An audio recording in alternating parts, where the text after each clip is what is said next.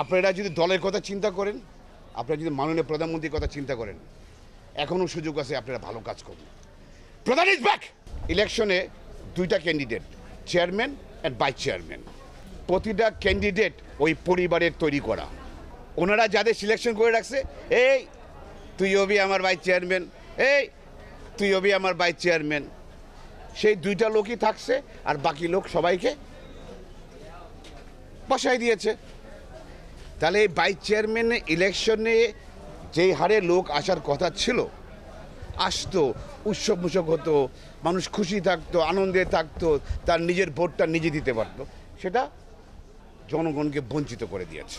আমার chairman election করার কোনো ইচ্ছা আমার ছিল না। আমি বিজনেসম্যান, আমার পলিটিক্স করার ইচ্ছা আমার ছিল না। যখন আমি দেখলাম কোনো ক্যান্ডিডেট নাই, আপনার একজন ক্যান্ডিডেট দাঁড়িয়েছে, তার নাম হলো পাপ্পা গাজী। উনি ডিক্লেয়ার দিলেন যে উনি উপজেলা ইলেকশন করবেন, তো ওনার বিপক্ষে দাঁড়ানোর কেউ নাই। মানে প্রধানমন্ত্রী বারবার করে বলেছে যে এই ইলেকশনটা ফেয়ার হতে হবে, তখন আমি বাধ্য হয়েছি যে আমি ইলেকশন করবো। আর তারা উঠে পড়ে লাগছে আর কি, যে আমাকে বাদ দেওয়ার জন্য আর কি। তারা এমন কোনো জিনিস নাই যে তারা করে নাই। তাদের তো অর্থের কোনো অভাব নাই। আপনার কাছে যদি প্রতিদিন কোটি কোটি টাকা অটো আসে কোনো কাজ ছাড়া, তাহলে আপনার কাছে টাকা টাকা মনে হবে না। মাননীয় প্রধানমন্ত্রী, রূপগঞ্জে আপনি জিজ্ঞাসা করে দেখুন, রূপগঞ্জে কোনো উপজেলা ইলেকশনের ইয়ে আছে, বাতাস আছে? মানুষের মনে আনন্দ আছে? আমি যা বলি, আমি প্রশাসনের, আমি মাননীয় প্রধানমন্ত্রীর কাছে অনুরোধ করব, আপনি যাচাই করুন। আপনি আমার কথা না, এটা রূপগঞ্জবাসীর প্রতিটা মানুষের মনের ভিতরে কথা। তারা এখন মানুষকে ভয় দেখাচ্ছে যে ইলেকশনের পরে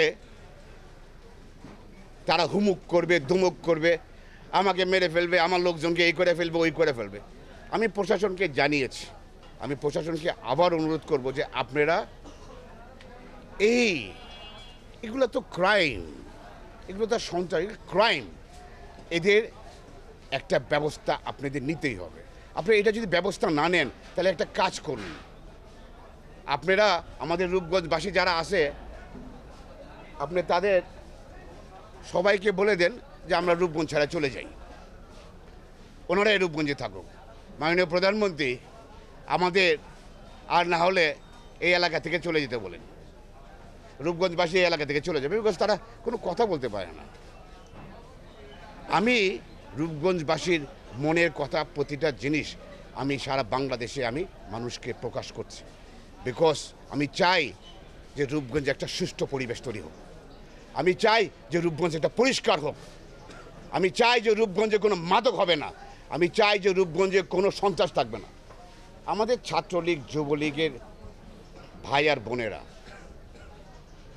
আপনারা এদের হুকুম মানবেন না। ওনারা ভালো কাজ করতে পারে না, আজ পর্যন্ত আপনাদের কোনো ভালো কাজের হুকুম দেয় নাই। তাদের অবৈধ ইনকাম বন্ধ করতেই হবে। প্রশাসন চুপ থাকে। প্রশাসনের ব্যক্তি যদি কেউ কোনো কথা বলতে যায়, ওনারা, অর্থে তো অভাব নাই, তারা করে কি প্রশাসনের সেই ব্যক্তিটাকে ট্রান্সফার করে দেয়। মাননীয় প্রধানমন্ত্রী, রূপগঞ্জবাসীকে আর যন্ত্রণা যেন না করতে হয়। আপনি বিশ্বাস করবেন না, এক একটা ইউনিয়নে তাদের কাছে টাকা তো টাকা মনে হয় না, বিকজ তারা তো ইনকাম করে না। প্রতিটা ইউনিয়নে প্রতিটা ওয়ার্ডে আপনি খবর নিয়ে দেখেন, টাকার পরে টাকা।